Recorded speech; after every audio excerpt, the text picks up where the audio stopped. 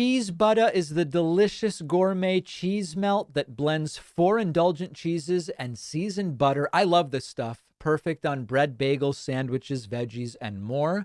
You'll get 15% off at cheesebutter.com/Pacman. The link is down below.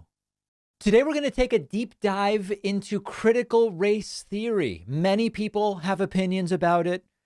Many of those very same people don't know what it is, but they know it's bad. No idea what it is, but it must be bad. So we're going to take a look at critical race theory, a cultural issue getting much attention over the last couple of years. Okay, let's start with something that a lot of people have asked me to talk about on the show. This is really interesting. The latest right-wing buzzword that's getting people fired up and angry is critical race theory.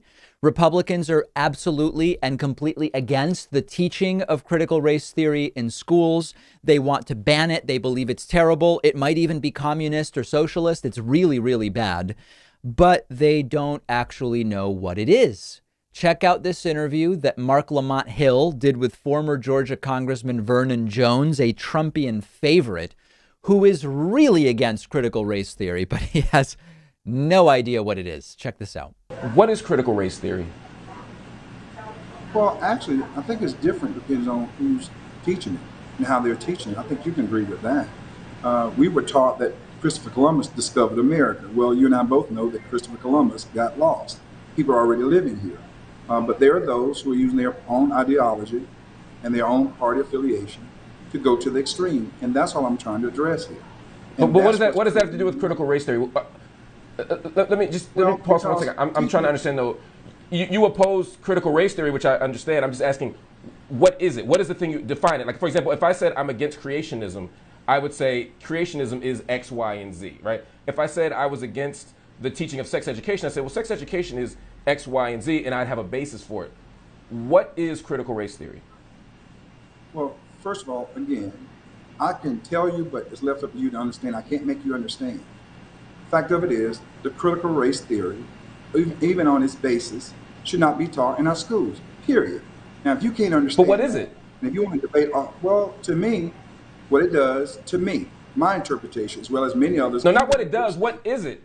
How do you define it? I mean, I just asked you to define critical race theory because my audience may not know.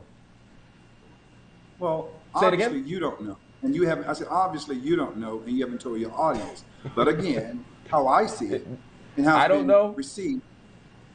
Well, then what is it then?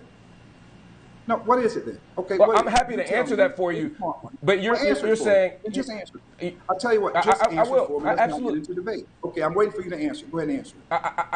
I will. Just hold on 1 second. Just answer. You're saying that on day one. Answer the question first. You answer the first question. I promise I'll answer your question. So you get the picture. Vernon Jones just doesn't know what it is. That's just one example, but this is the bottom line. They continue to attack critical race theory without actually indicating that they know what it is. When they're asked what it is, they seem to have no idea, or they say critical race theory is the idea that every white person is a white supremacist oppressor. Now, we should understand what critical race theory is, and I want to be really clear that critical race theory is not my primary lens through which I view the world. I find it reductionist, but I'm going to tell you what critical race theory is, and then you can research more. You can decide whether you think it's an accurate lens or whether it should be part of your worldview, okay?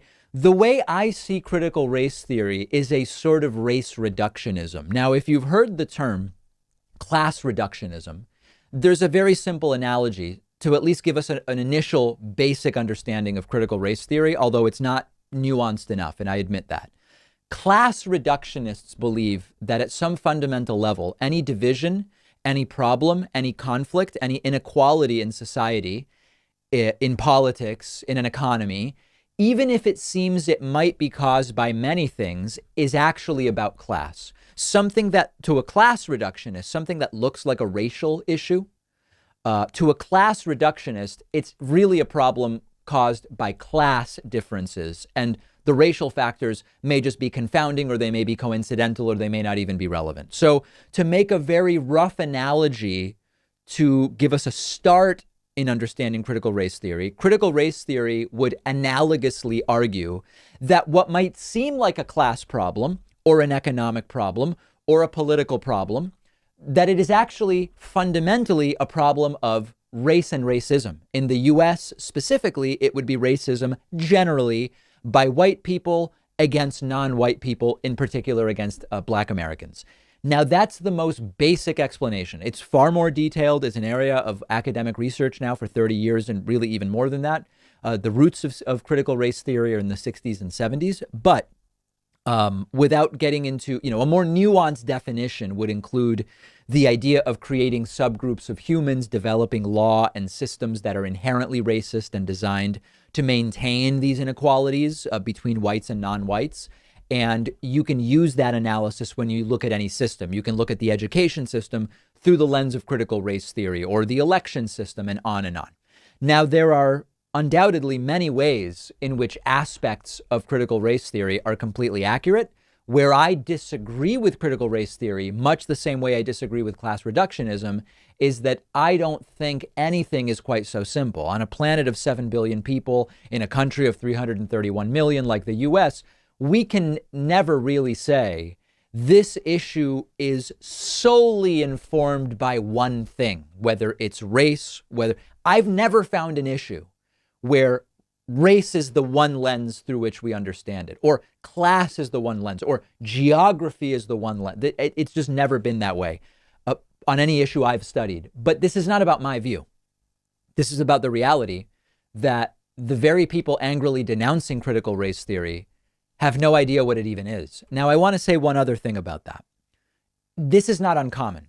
Think about the usage of the term socialist during the last presidential election. I've asked lots of these people when I interview them or when they call in or when, whatever, what do you mean socialist? And they have no idea what it means, but they use it and they believe Joe Biden is one. Now, cartoonishly, as one example, here's what happened when conservative Jesse Lee Peterson brought it up when I visited his studio in Los Angeles, and the topic of socialism came up during the Trump administration. Take a look. Because it's the straight, white, conservative Christian man who's holding the country together. Oh. If it wasn't for them, America would be a socialist society already. It would be what? A socialist society. How would it become because socialist? If you notice, the average black man has no authority, no power. The Mexican doesn't have any. It's that white, straight, conservative Christian man that is preventing them from turning this country into a socialist society. But so here, let me ask you about this. I'm not a socialist myself. I'm a just to be clear, I'm not advocating for socialism. Okay. I don't know that many actual socialists. Like where's the big desire for the US to become socialist? If you look at the Democratic Party, there's almost no socialists in the Democratic Party. It's a socialist communist party now. It's what's one socialist idea from the Democratic Party? Socialized healthcare. No, that's a social democracy program. No. Yeah. And is Denmark socialist? And if you notice that Barack Obama, the fallen messiah, he's the fallen messiah, right? I don't know anything about that. And Big Mama Michelle, he tried to turn America into a socialist society. What's one example of a socialist policy that he had? Socialized healthcare. He didn't do that. He did for-profit Obamacare. Taking care of everybody. How so? By getting rid of jobs. Most people took care of people by getting rid of full-time jobs, and they had to work 2 part-time jobs in order to survive. Jesse, you don't even understand the talking points you're using. The rest stopped working and just went and depended on and relied on the government. Free Obama phones. That's socialism? Is that socialism? So how can you... Is free Obama phones socialism? I want to ask a real question. I'm asking you a real question. Obama phones are not socialism. No, I'll answer your question. Let me ask you I really want to know this. The arguments against places like Venezuela and Cuba and other so-called socialist countries are that no one has anything, no one can afford anything, there's no technology, there's no food. But you're saying that cell phones for people are socialism? Yes. That's your argument? Yes. All right. That's an example of it. Yeah. So the point is, there's no difference here. They don't know what socialism is. They don't know what critical race theory is. The first step in every single one of these conversations should be ask them to define the terms, and you will very quickly see that they have no idea what they are talking about. All right, I think you're really going to like this clip, or at least be horrified by it in a sense that will be sort of enjoyable, but horrifying. We've talked about the kind of like manufactured nature of the culture wars that the right is currently engaged in. And the manufactured can mean a couple different things. Manufactured can be manufactured by creating irrational fear through lying to people and making them think that something is a threat to their way of life or to their family or whatever. So it could be manufactured with lies to create fear. It can also be considered manufactured in that it's sort of like just based on either misunderstandings or factual discrepancies, like about the 2020 election, the big lie. It's unconstitutional, and states violated the rules, and dead people voted, and Mike Pillow has access to voting machines that show all these different things. And it becomes sort of a cultural thing where even though you might say, well, what's the culture of claiming the election was lost? It's this cultural fight where they see themselves as engaged in a war where it doesn't matter if they literally believe the explanations as to how the election was stolen. They see repeating that it was stolen as being on the right team and fighting this holy war of sorts, quite frankly. One of the flashpoints, so many of the flashpoints in this include critical race theory, war on Christmas, communism and socialism coming to America.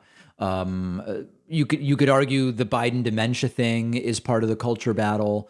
The big lie, certainly. There's a whole list of these things, and we can go on and talk about them. Critical race theory is particularly interesting because even more in an even more pronounced way than with socialism and communism, the people talking about it don't even know what it means. Oh, all the vaccine stuff also would be another element of this.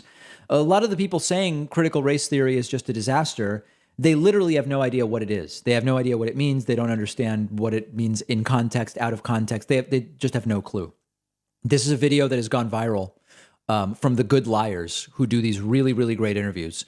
The Good Liars interviewed a Virginia voter. As many of you know, today is election day in Virginia. We're going to be covering the results live of the gubernatorial race, Terry McAuliffe versus Glenn Youngkin, who's the Republican candidate. Very important race, and there are really important issues at stake.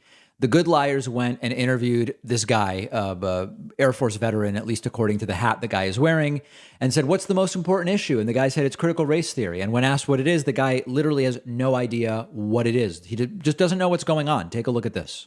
What's the most important issue in the governor's race here in Virginia?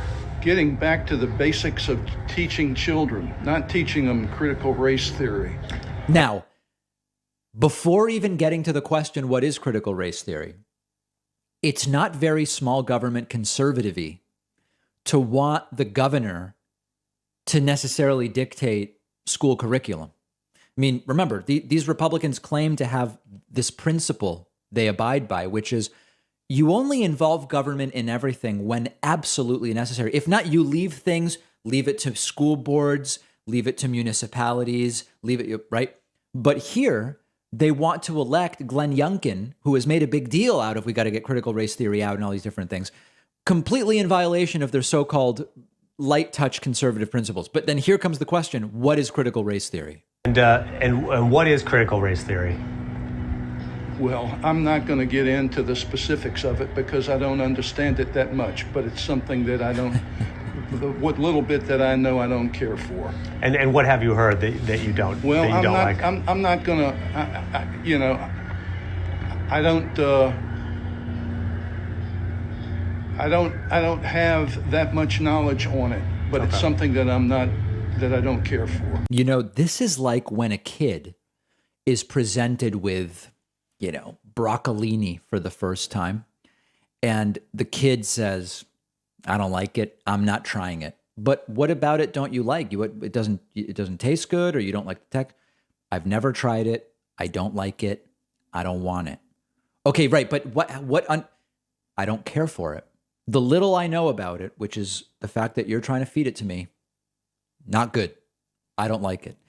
It's a similar dynamic. Well, maybe inform yourself about what it is first. And our friend Anna Kasparian over at the Young Turks had a really good tweet about sort of another aspect to it. So how many layers are there to this? There's a lot of layers. There's people who are just goaded into culture war issues by fear and propaganda. That's one aspect. Two, the general incompetence of the American public, which we will get to in the voicemail segment. Three is what Anna tweeted, which is, this is what manufactured culture wars meant to distract you from elites robbing this country blind results in. And folks like this guy, they would probably agree, if a Republican says corporations are robbing you blind, they would probably agree in some general sense to the extent that they understand it. If a Republican said, even climate change is an issue of patriotism, like they would go for it. But very quickly, all of those substantive issues, including issues on which there aren't big differences between Republicans and Democrats who are part of the same system that is not working for tens of millions, if not more, of Americans, they get distracted with something like critical race theory, which this guy even admits that he doesn't even know what it means. So sad, funny, depressing, Kafkaesque, to go back to the earlier segment. You tell me how you would describe it. One of our sponsors today is Cheese Butter, giving you 15% off. I love this stuff. Cheese Butter is a delicious gourmet cheese melt that ingeniously blends 4 indulgent cheeses and aromatically seasoned butter. All the ingredients, the cheese, the butter, the seasonings are sourced for the highest quality. You can really taste that this was made with fresh, simple, high shelf ingredients, nothing artificial. Cheese on bread, right? I mean, come on. And butter on bread. Why wouldn't I love cheese butter? Put it on French bread, sourdough, bagels, English muffin, Jewish rye, pumpernickel, sandwiches, grilled cheese, burgers, baked potatoes, mac and cheese, broccoli, veggies. Cheese Butter is a business that supports the David Pakman Show. Support them. Their product is really fantastic. It's been a secret recipe in their family for 50 years. Taste it for yourself to really understand what it's about. I don't think you'll be sorry. Cheese Butter is giving my audience 15% off when you go to cheesebutter.com/Pakman. Hey, David, is critical race theory actually dangerous, like right-wingers say, or is it just kind of reductive? Yeah, this is good. I've issued many critiques about critical race theory on this show. I don't think it's dangerous.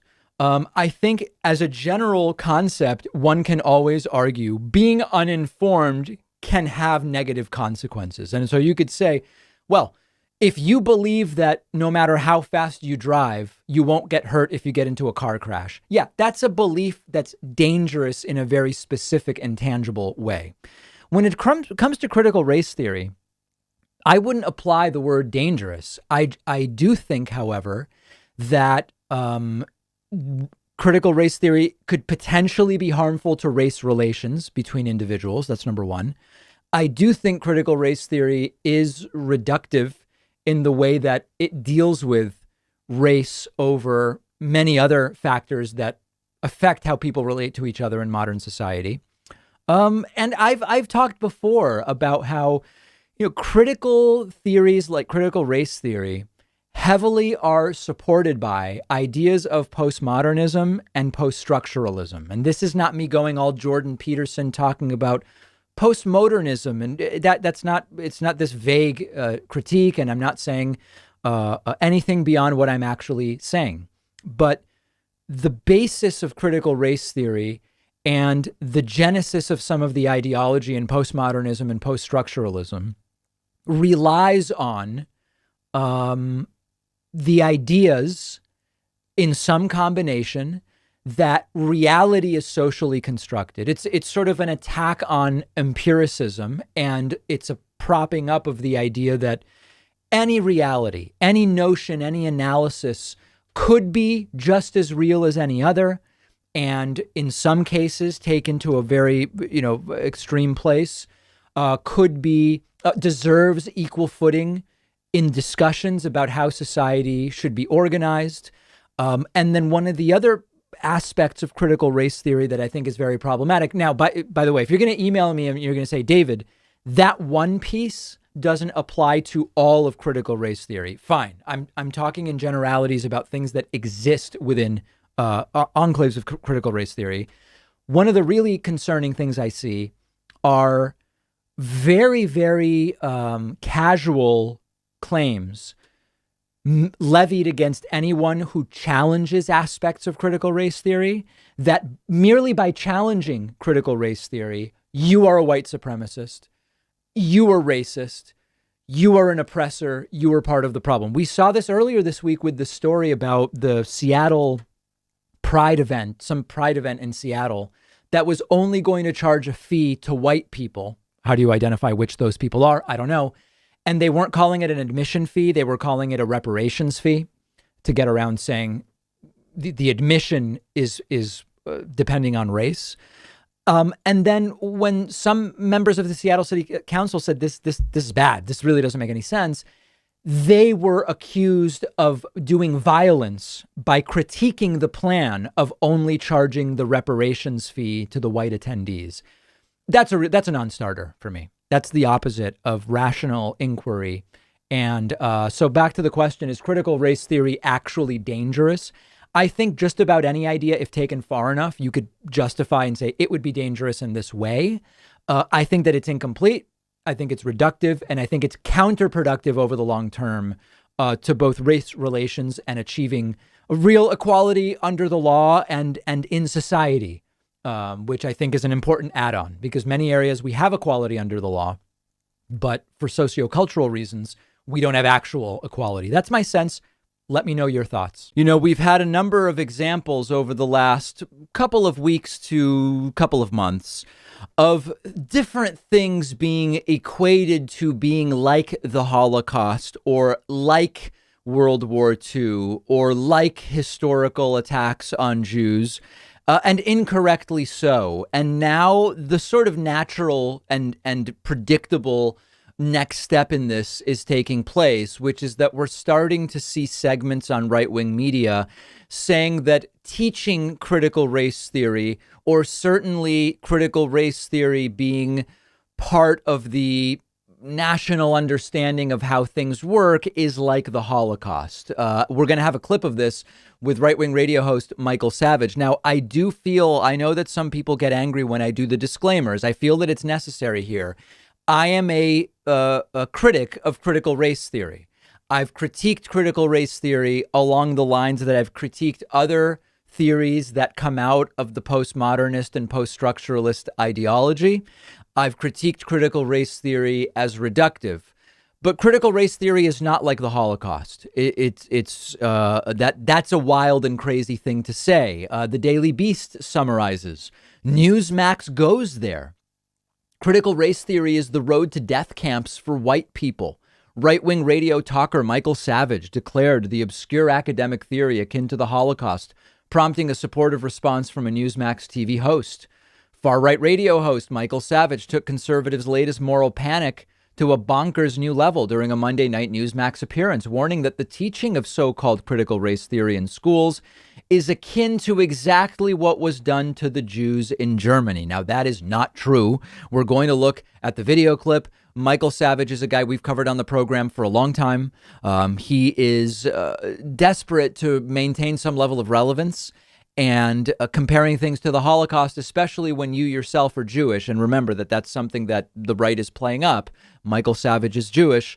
That makes it get more attention. It doesn't make it any more accurate. Let's take a listen to this. And by the way, the people who decry the identity politics say, I don't know, should we listen to Savage because he is Jewish after all? Maybe he can tell us what things are like the Holocaust. Here we go.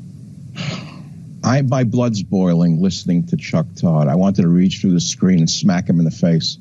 This is, by the way, if you're not familiar with Michael Savage, this is how he normally talks. And it's just a way that it's part of his shtick, essentially, to talk in this. He's just constantly outraged at everything, everybody. Does he have children? Can you imagine having a little child who goes to school and is told that he's no good, his race is no good, he's evil, his parents are evil, his nation is evil? These are the same SOBs who lectured us for 20 years about don't be a bully, tolerate everything. And now they're beating up white children in schoolrooms. And I'm not going to mince words. You can cut me off if you have to. I know you probably agree with me. I can't take this anymore. And there's only one solution to it. Sue the goddamn schools if they do it to your child for child abuse. Now, when he says if they do it to your child for child abuse, I have said before, I do think that as a starting point, teaching children that they are in some way part of a bad group because of the color of their skin, I'm against that, and that's bad. For the most part, critical race theory is taught to college students and only in certain relevant classes that college students have chosen to take.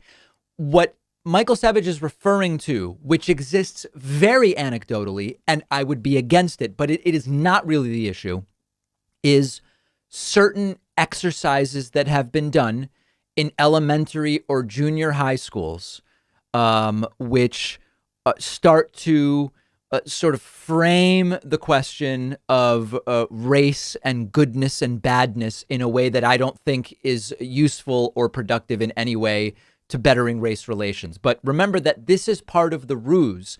The vast majority of what would fall under the guise of critical race theory is being taught to college students, and it is being taught as theory. It is not being taught as you were bad for this reason or that reason that relates to your skin color. So the whole framing here is wrong. But let's get to the really crazy part. You will win, because that's the only way to stop this. These children are being humiliated and hurt and damaged for life by a psychotic woman who came up with this lie called critical race theory, which is nothing but racism towards white people. No other race is targeted. I could go on, and I could go on and on. I've studied history. I know where this starts. I know where it ends. It started in the same kind of thing started in Germany. The Jews were no good. The Jews did this. The Jews did that. The next thing you knew, they were being excluded from swimming pools. They didn't put them in concentration camps overnight. I studied this intimately. Now, what's really interesting about that, the analogy to the Holocaust is completely wrong. But Michael Savage says something really interesting there, which is he says it didn't happen overnight. That phrase very accurately describes the creeping authoritarianism and nuttery that we saw under Donald Trump. If on the day after Trump was elected in 2016, I had told you by the end of this, Trump will be trying to steal an election he clearly lost, trying to use the Department of Justice and all of these different aspects of government to do his bidding, demanding that the Supreme Court do X, Y, and Z, all of the different mishandling a pandemic during which he will suggest that infected Americans be sent to Guantanamo Bay. Nobody would have believed it if I had said that on, November 8th of 2016 or whatever the date was. But it slowly creeps in to the point where by the time those things were happening, the response was nowhere near what it should have been. It doesn't apply here to critical race theory, but it would have applied if Michael Savage had talked about this in relation to Trump's creeping authoritarianism. Just a few more seconds here. I'm Jewish. I know how this starts. Attacks. That's identity politics, by the way. That's the identity politics they decry. Because he's Jewish, he must be right about what things are like the Holocaust. On white people is exactly what was done to the Jews in Germany in the 30s. Don't fall for this garbage. This is the road to the death camps. Stand up to these bastards and sue them. Yeah. So there is Michael Savage, and it is yet another analogy to the Holocaust that makes absolutely no sense. And the sad thing about this is there are real serious critiques of critical race theory as an academic theory. When you go to this is like Jews being excluded from swimming pools and the precursors to concentration camps, you just lose it. And I would actually respect one of these right wingers in their opposition to critical race theory much more if they just levied a sober and sensible critique. That's not what we're seeing from people like Michael Savage. Don't forget that the best way to support the David Pakman Show is by becoming a member, which gives you access to the daily bonus show, the regular show with no commercials. You also get access to our entire archive of every episode dating back a really long time and plenty of other awesome membership perks. Go to joinpakman.com and use the coupon code BETTER21 for a huge discount. JoinPacman.com. I want to talk a little bit about a critical race theory protest gone completely haywire in Ashburn, Virginia. The school board of this wealthy county, Loudoun County in Virginia, wanted to hold a meeting to close out the school year. And it became complete and total chaos in this Washington, D.C. suburb as parents who apparently are against critical race theory, although it's not completely clear they really know what it is. They wanted to protest critical race theory. We're going to look at some video clips here. This is wild, wild stuff. Here is one parent, the founder of Parents Against Critical Race Theory, speaking to a crowd outside the event. Take a listen to this. All they keep doing is changing the narrative.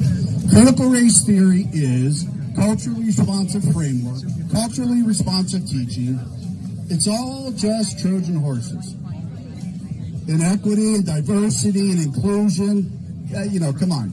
One thing Yeah, who would want any of that stuff, guys? I mean, that's just crazy. It's crazy what they're trying to teach. Now, I am a critic of critical race theory. One of the things that happens in academia is you have a theory and then you have critiques of the theory, and that's all normal and good. But we don't want to teach inclusion. We don't want to teach the value of equality. I mean, he doesn't even really seem to understand what critical race theory is. Then, of course, they broke into the national anthem. Listen to this.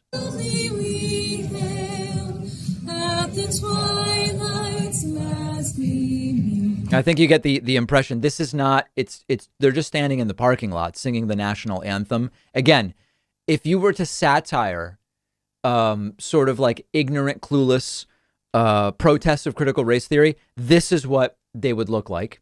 Then the crowd inside the event wouldn't shut up, and they had to threaten to end the meeting. Disgusted by your bigotry and your depravity.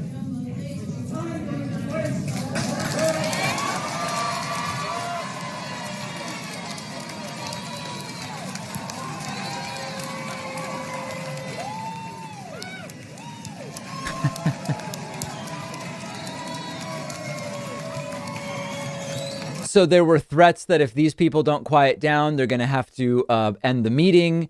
And then they did actually end the public comment section, and people went completely nuts.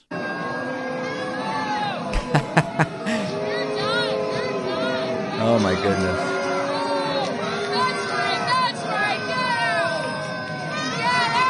So that was after the announcement that they were going to have to wrap the thing up because people were going completely crazy. And things just continued getting wilder and wilder. Take a look. Oh, this is when they go back into the national anthem. The meeting was ended and they go back into the national anthem. Dear God.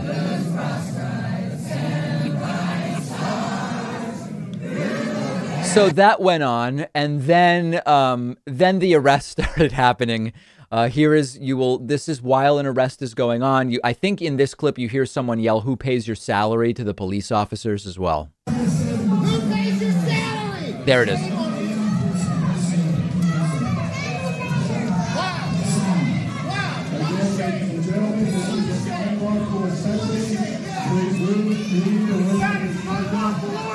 Okay, so people getting completely outraged. I guess they're mad at everything. Getting mad at the police, getting mad at the school board, getting mad at everybody's furious with everybody.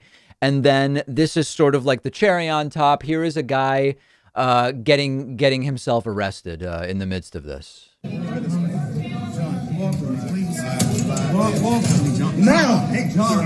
By the way, we talk about resisting arrest is used as a catch-all when police want to manhandle someone. By the standards we normally see applied to what counts as resisting arrest, this guy's doing it, and police treating him very, very politely, as you can tell. You guys, this is an unlawful arrest. I have a First Amendment right. Listen. You do, right? You're right. Okay, thank you. Here's someone speaking rationally. Listen to me. At this point, the meeting is over, right? It's not over. I love how the guy says, the officer says the meeting is over. And the guy says it's not. You can see if you're watching the video that there's almost no one left. So the meeting clearly is over. I think that's more of an empirical question. The meeting has ended, but just another complete and total humiliation. And this is sort of a mind virus. This is an example of where the idea of critical race theory as an indoctrination strategy in high schools has spread like a virus among some of these right-wingers. And they can no longer think sensibly. They can no longer behave like adults. It's a real sad thing to see, but they seem to have really latched onto this in a pretty serious way. I don't expect this to go away anytime soon. And we may do even a deep dive on critical race theory at some point in the next few weeks, because it is becoming, I mean, listen, these are adults supposedly, and look at what the idea, the misunderstood idea that they have of critical race theory has done to them. I'm all for serious critiques of critical race theory. I've done them. I think it's reductive, and I think it's not the type of theory that will further race relations. But I'm not going to be showing up and getting myself arrested and screaming. I'm just glad to talk to people about it in a calm, sensible, and rational way. I don't expect this to end anytime soon. We'll have some more of these clips on the show's Instagram, which you can find at David Pakman Show. You can also find me on Instagram at david.pakman. We'll take a quick break and be right back. All right, this is a super interesting story and a very different sort of military-related story than what many of us have become accustomed to. Yesterday, the chairman of the Joint Chiefs of Staff, General Mark Milley, was asked questions by Republican Congressman Matt Gaetz about the U.S. military examining critical race theory. Now, the term examining is really the appropriate term. Understanding Marxian economics doesn't make you a Marxist. And much the same way, examining critical race theory doesn't make you someone who guides their philosophy or runs a military on the basis of critical race theory, although you may learn something that's relevant or furthers your understanding, or maybe not. But the point is, simply understanding something, examining it, learning about it, doesn't actually dictate your political philosophy. And Matt Gaetz and others were just getting after General Mark Milley, and he delivered a concise and very astute explanation of why, I mean, forget about just critical race theory. There's a bigger issue here, which is the right. He doesn't say the right, but I've been pointing out the right seems to fail to understand the value of diverse knowledge for its own sake, rather than necessarily as a tool of indoctrination. So let's take a look at this clip. This is General Mark Milley. Super, super interesting stuff. You'll see the camera, if you're watching, go to Matt Gaetz at one point, who's just sort of shaking his head, and he doesn't like it, but he seems to know he's being schooled right now. Take a look. Mr. Chair, and thank you, gentlemen, for joining us today. I know my time is very precious, but I would like to yield some of my time to General Milley, because I know that he had some comments that he wanted to make when Representative Gaetz was talking, as well as Mr. Waltz, about a similar subject of the stand down and race theory. Would you like a minute or so to comment on that? Do you remember what your line of questioning or thought was there? Sure. First of all, on the issue of critical race theory, et cetera, I'll obviously have to get much smarter on whatever the theory is. But I do think it's important, actually, for those of us in uniform to be open-minded and be widely read. And the United States Military Academy is a university. And it is important that we train and we understand, and I want to understand white rage. And understand what he's pointing out here, right? The military trains for many contingencies which never happen. The military trains to understand circumstances which may be good, bad, neutral, or irrelevant, because that's what you do. You prepare, you learn, you understand. Similarly, when you apply that and say, hey, this is a university, you learn things in university from math. I mean, listen, have I used calculus 2 in my work life? No, but understanding it and going through it has been extraordinarily valuable in terms of now I understand, how do we even learn math at that level, which is not a particularly high level, but I'm not bragging, but I'm just saying I'm not using it, but it's still useful. And much the same way, we should be seeing some of these ideologies and theories as well. And that's an academic. It's the most basic thing, right? About what learning is. I want to understand it. So, what is it that caused thousands of people to assault this building and try to overturn the Constitution of the United States of America? What caused that? Right. I want to find that out. I want to maintain an open mind here, and I do want to analyze it. It's important that we understand that because our soldiers, sailors, airmen, Marines, and Guardians, they come from the American people. So it is important. By the way, Guardians, that's the Space Force Trump thing. He has to say it. It sounds so weird to hear it. That the leaders now and in the future do understand it. I've read Mao Zedong. I've read Karl Marx. I've read Lenin. That doesn't make me a communist. This is literally the example I gave earlier in the show. When I was at the University of Massachusetts Amherst, one of the few then economics programs which seriously taught what the class was Marxian economics with the late Stephen Resnick, a co-author with Richard Wolff in many articles and even books, I believe. It didn't turn me into a Marxist, but I learned what is the theory, what is the genesis. We read Marx. There was nothing dangerous going on. It's called being informed. And to hear Mark Milley say it, I have to tell you, is fantastic. So what is wrong with understanding, having some situational understanding about the country for which we are here to defend?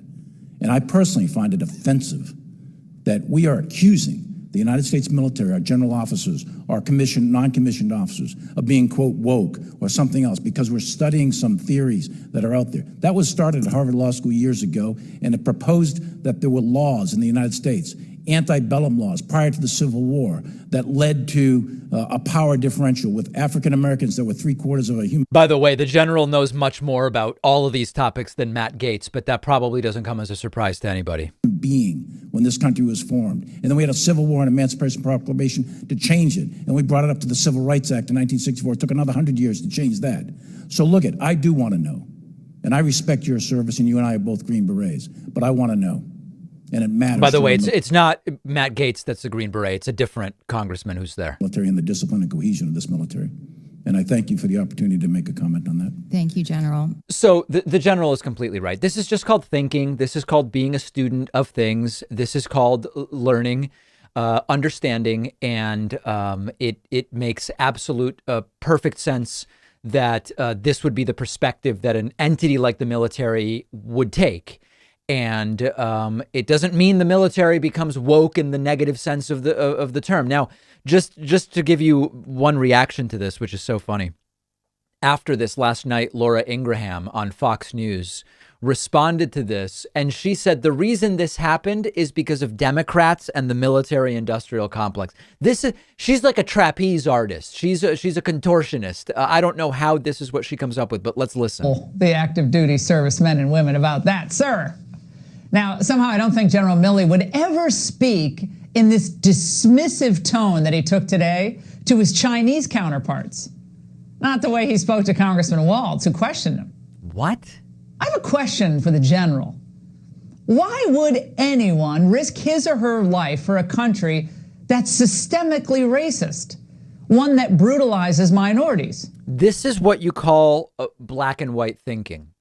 Let's assume for a second that it wasn't just that Mark Milley said, let's understand critical race theory. Imagine for a second that what Mark Milley said was, the military will now see critical race theory as its guiding explanation and system for understanding the country. That's not what he said, but imagine that Mark Milley went as far as to say that.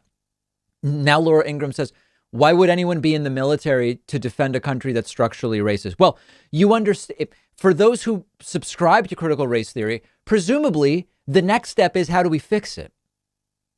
And the same or similar motivation that would lead someone, if they join the military for the right reasons, which is, well, we can argue about whether the military is used in this way, but if you join not to go and kill people, as some do, but most don't, if you join the military to try to make the country better, And if you believe critical race theory, you would then want to change things to make the country better. In both cases, you're trying to make the country better. So this black and white thinking of if there's any systemic racism, then you wouldn't even be in the military because you'd not want to defend a country that's systemically racist.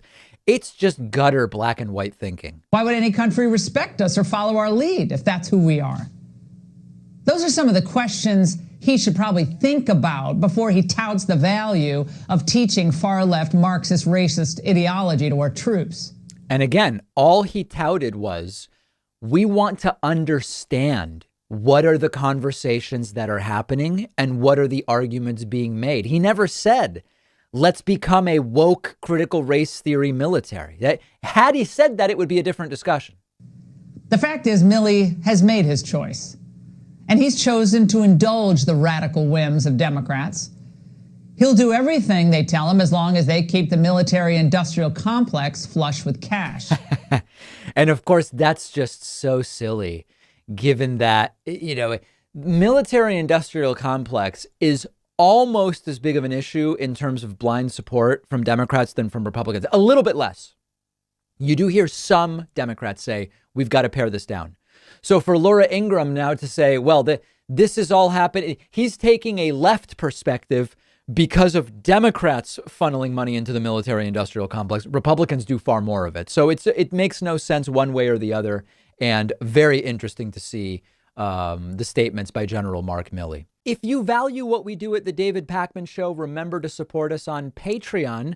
Go to patreon.com/David Pakman Show, where you can get access to behind the scenes videos, the daily bonus show, the commercial-free daily show, as well as special discounts on merch, including hats, hoodies, mugs, and t-shirts. You can support the show for as little as $2 a month. Check it out at patreon.com/David Pakman Show.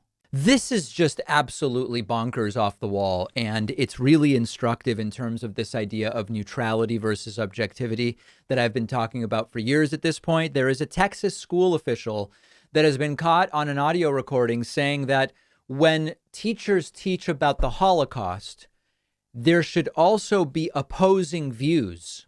What does that mean? It's not clear, but it sounds pretty horrible. We have the audio. First, let me just kind of get you up to speed with what this is about. NPR reporting in one Texas district, teachers were told to give opposing views of the Holocaust. What? A Texas school district is again the center of controversy after an administrator reportedly instructed teachers to provide students with opposing views of the Holocaust.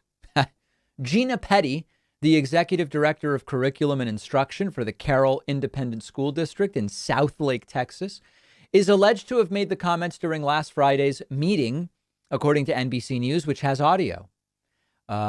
Let's just go right to the audio. Why not? This is Gina Petty seeming to say we need opposing views about the Holocaust. Make sure that if you have a book on the Holocaust, that you have one that has opposing, that has other. How do you oppose the Holocaust? Gina Petty did not respond to messages requesting comment. I met with 2 concerned teachers. Yeah. Opposing views, guys. Opposing views about the Holocaust. Now, this is a great opportunity to again say neutrality and objectivity are 2 different things. There are many individuals who profess neutrality when neutrality is not at all objective. This is an issue on climate. This is an issue in many areas of life and of discussion. When we're being objective, we're honestly seeking the truth, whatever the truth turns out to be, no matter how it might differ from my preconceived notions or my biases going in. That's objectivity. We just want the truth, and we're not going to kneecap, hamstring, or limit our search for the truth on the basis of our personal biases. Neutrality is about a preconceived balance or agnosticism between different positions where the truth doesn't actually matter. Notice that neutrality has nothing to do with truth. It's just this idea where you're pre-committing to being indifferent or neutral or agnostic between different conclusions or ideas. So when we apply it to the Holocaust, what's an opposing view to the Holocaust? Like, we should include not only real history books about the Holocaust, but also like Nazi books about how Nazis felt about Jews. Like we should include the explanation of Nazis as to why the Jews deserve to die. And students can determine, was the Holocaust good or was the Holocaust bad? Like, is that what we're talking about? Or we should give a perspective as to why Hitler's goals were noble, worthy, and good goals. Like, what does it actually mean to have an opposing view of the Holocaust? We need the often misunderstood perspective of the Nazis really needs to be explained to kids. And of course, that's part of what we teach. Most serious Holocaust studies, and what's going on in Texas, I don't know, but I would hope that it also is the case, would include the views of the Nazis and why the Nazis believed that the Jews had to die, as well as those who have medical issues. And, we could go on and give the whole list. That's part of the actual books that should be used. So this is absolutely insane. As is mentioned in the NPR article, Gina Petty is the name of the woman allegedly on the recording there. She was asked for comment and so far has not delivered any comment. But the right question is the one that you hear on the audio there. How do you oppose the Holocaust? To which Petty responded, believe me, that's come up. Now, the school district head has apologized and said, there are not two sides of the Holocaust. That's Lane Ledbetter, who put out a statement saying, as the superintendent of schools, I express my sincere apology regarding the online article and news story released today. During the conversations with teachers during last week's meeting, the comments made were in no way to convey that the Holocaust was anything less than a terrible event in history. Additionally, we recognize there are not two sides to the Holocaust. As we continue to work through implementation of HB 3979, we also understand this bill does not require an opposing view on historical facts. As a district, we will work to add clarity to our expectation for teachers, apologize for hurt or confusion that this has caused. Now, here's the thing. That they may be accurately saying we're not talking about two sides on the Holocaust. But this House Bill 3979, as Karen Fitzgerald, a spokesperson, said for the district, teachers across the state are put in a precarious position by this bill. Our purpose is to support our teachers in ensuring they will have all of the professional development resources and materials needed. Our district has not and will not mandate books be removed, nor will we mandate that classroom libraries be unavailable. But it still does put teachers in a precarious position where they have to ultimately say there is no controversy to teach here. Whereas in other areas, like on climate change, the entire point of these bills is to claim there is a controversy and that it must be that the science of climate has to also be opposed by something else. And of course, that's very different situation. So while I guess they're apologizing for saying we need opposing views on Holocaust studies, this is a very problematic bill, and we've continued to see these problematic bills come out of Texas. We'll see ultimately where this lands. Hey, David, why don't Republicans focus on policy instead of culture war issues? Wouldn't it be better for them electorally? I don't know that it would be. And the reason that I say that is it's not clear to me that Republicans actually have the support to win on the issues. If what was it that Donald Trump did that prior Republicans didn't do that essentially gave Trump the victory in 2016? It was that he ran a campaign based on cultural issues and personal attacks and fears about communism, socialism, Hillary, etc., where his voters didn't actually have to evaluate policy and say, does the policy actually sound good to me? Some examples where the Republican Party, if they were to run on policy, would have a problem. Abortion is still used to raise a lot of money by Republican candidates. But the truth is that the American public is more in favor of abortion being legal in most cases than it has at any time in the Roe v. Wade era. So if Republicans really made abortion a bigger issue, it might not be so good for them. If you look at the Republican perspective on taxation. When you really get down to it, I've said a lot of bad things about the populist movement and how they can bamboozle people. But one of the things that the more populist Republican base has gone towards is to be more hostile to tax plans that are just good for rich people. Now, Trump still passed one that is mostly that, but because policy was so secondary and the cultural issues were more important, Trump was able to achieve an electorate that really doesn't care very much what his policy is. Most of the things he promised, he was never going to be able to do, and it didn't even matter. No one actually held him accountable. And ultimately, what brought Trump down was his mishandling of the COVID pandemic. I maintain that if the COVID pandemic hadn't happened, and because Trump mishandled it, right, there's the idea, well, Trump could have handled it well and won. Yeah, Trump was not going to handle it well. If Trump didn't end up having to mishandle COVID, he almost certainly would have been reelected. And to me, when you say, why doesn't the Republican Party run on policy? It seems to me it's actually better for them electorally to run on these cultural issues. We're against critical race theory. Nobody can even define it. These people barely know what it is, but it gets so much oxygen. Think about the coverage of critical race theory on Fox News over the last 3 to 4 months. And then think of how it fires up the base and it spreads. I mean, these memes spread like wildfire. Money is raised. I'm coming out in opposition of critical race theory in schools. Donate to me. Imagine if the entire time it had been about like tax policy. They would not have gotten the attention that they did. And so to me, it actually seems, same thing with we're against communism and socialism. Joe Biden's making us a communist nation. You ask these people, what is communism? They have no idea. And this allows them to continue moving forward without ever really having to be accountable for bad policy by just not talking about policy. I actually am increasingly of the mindset that Republicans do better right now by talking about the cultural issues than they do by actually switching over to policy. Check out my segment from earlier this week, whether a culture war is even winnable, because that's another factor that the left has to consider. But I don't think that. I think it's disgusting in terms of the debasement of American political discussion that there's one party that doesn't even pretend to care about policy. That's really bad for the country. But I think it's probably, in a sense, the better choice for the Republican Party in terms of winning elections, because they have a constituency that wants to just fight and yell and scream and cheer about cultural issues. And they don't really want to deal with policy in any serious way. That's why Trump won in 2016. Were it not for COVID, he would have won in 2020 as well. Send me your thoughts if you disagree with me. I do want to hear from you. We have a great bonus show for you today. Sign up at joinpacman.com, get instant access, and we will see you then.